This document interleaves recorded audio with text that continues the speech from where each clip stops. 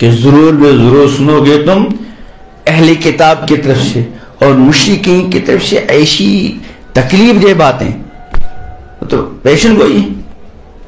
تو ایک مسلمان کو ان باتوں سے مرعوب نہیں ہونا چاہیے. تو حضور نے فرمایا صلی اللہ علیہ وسلم کہ تم میں سب سے اچھا وہ ہے جو اپنے اہل کے حق میں کیا ہو، اچھا. اور ساتھ ہی فرمایا وَأَنَا خَيْرُكُمْ لِأَهْلِي، میں تم سب میں سے سب سے زیادہ اچھا ہوں کن کے ساتھ، اپنے گھر والوں. حضور صلی اللہ علیہ وسلم اپنی ازواج مطہرات کے ساتھ بڑی محبت کے ساتھ، پیار کے ساتھ، خوش اخلاق کے ساتھ پیش آتے تھے. ام المومنین حضرت عائشہ صدیقہ رضی اللہ عنہا، جن کی عمر بالکل چھوٹی تھی جب نکاح ہوا، رخصتی کے وقت 9 سال کی عمر تھی، اور حضور علیہ السلام دنیا سے تشریف لے گئے تو 18 سال کی عمر تھی. ظاہر بات ہے عمر کا اپنا اثر ہوتا ہے، لیکن حضور علیہ السلام حضرت عائشہ رضی اللہ عنہا کی اس نو عمری کا لحاظ فرماتی تھی. اب حضور علیہ السلام حضرت عائشہ صدیقہ رضی اللہ عنہ سے 9 عمر میں نکاح کیا. اب تو اللہ تعالیٰ کی ہی طرف سے تھا. نکاح سے پہلے ہی حضرت جبریل علیہ السلام حضرت عائشہ کی تصویر لے کر آئے تھے. پھر اس میں کتنی مسئلے تھیں وہ اللہ جانتا ہے، لیکن سب سے عظیم اہم ترین مسئلہ جو ہر کسی کے سامنے آ سکتی ہے کہ امام الانبیاء حضرت محمد عربی صلی اللہ علیہ وسلم جیسے مردوں کے لیے پیغمبر تھے، ایسے کن کے لیے، خواتین کے لیے بھی. اور بہت سے ایسے مسائل جن کا تعلق خواتین کے ساتھ ہے، وہ مسائل امت تک ازواج مطہرات ہی کے ذریعے پہنچ سکتے تھے، مردوں کے ذریعے نہیں. اور علم حاصل کرنے کی جو عمر ہے وہ حضرت عائشہ کو ملی تھی، یعنی 9 سال سے لے کر 18 سال تک وہ جو حضور صلی اللہ علیہ وسلم کی مقدس مبارک خدمت میں اور آپ کی صحبت میں 9 سال رہنے کا موقع ملا. اور عمر بھی وہ تھی مبارک عمر جس میں قوت حافظہ بھی ٹھیک ہوتا ہوا، علم حاصل کرنے کی بہترین عمر تھی. چنانچہ ازواج مطہرات میں سب سے زیادہ علم پیغمبر علیہ السلام کا جو امت تک پہنچا وہ کس کے ذریعے، حضرت عائشہ رضی اللہ عنہ کے ذریعے. بلکہ بعض مرتبہ بڑے بڑے صحابہ کے درمیان کوئی ایسا مسئلہ پیش آتا، ان کے سامنے حضور علیہ السلام کی طرف سے کوئی اس سلسلے میں کوئی عملی معاملہ صحابہ کے سامنے نہیں ہوتا تھا، تو بڑے بڑے صحابہ حضرت عائشہ صدیقہ رضی اللہ عنہ کی طرف کیا فرماتے، رجوع فرماتے.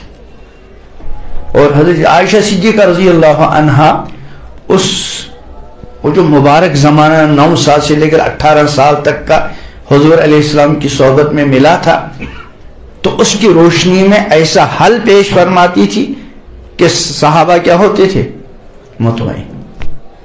تو حضرت عائشہ رضی اللہ عنہ کے ساتھ حضور علیہ السلام ان کی عمر کے اعتبار سے لحاظ فرماتے تھے.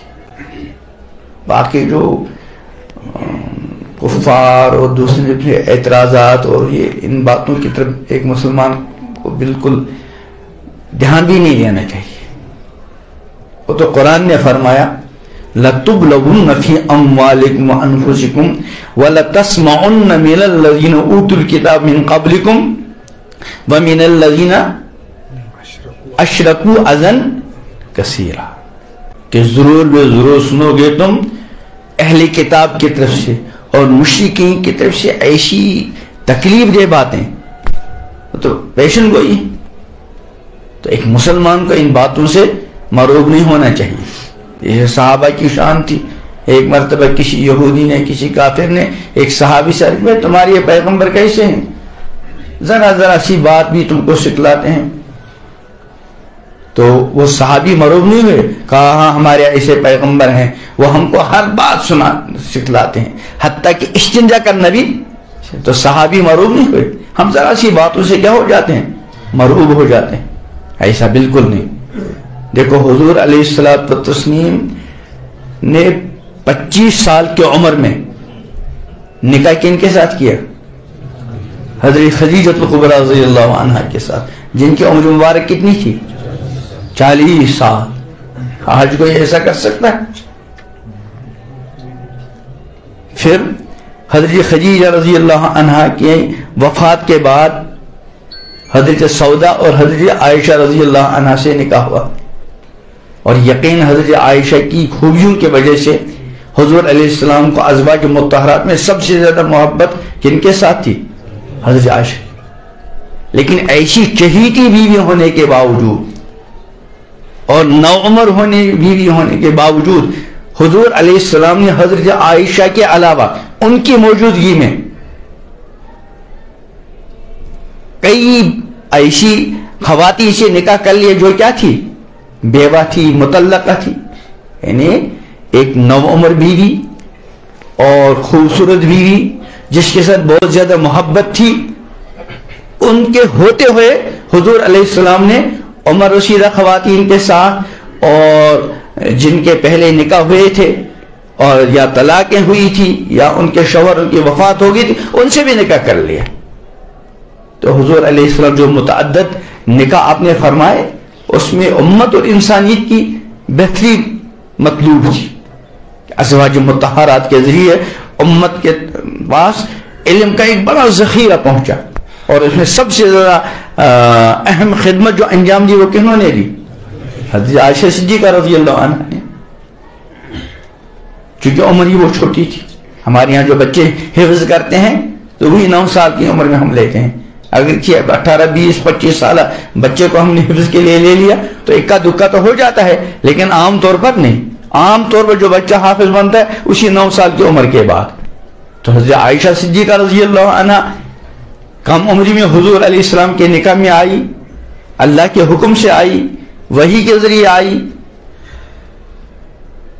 اور اس میں اللہ جانے کیا کیا مصلحت. دیکھیے ایک اہم ترین مصلحت یہ کہ وہ بہترین عمر حضرت عائشہ صدیقہ کو رضی اللہ عنہا کو حضور علیہ السلام کی مبارک خدمت میں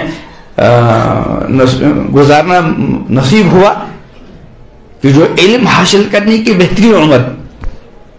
اور حضرت عائشہ صدیقہ رضی اللہ عنہا نے بہت کچھ حاصل کیا حضور علیہ السلام سے اور امت تک پہنچایا.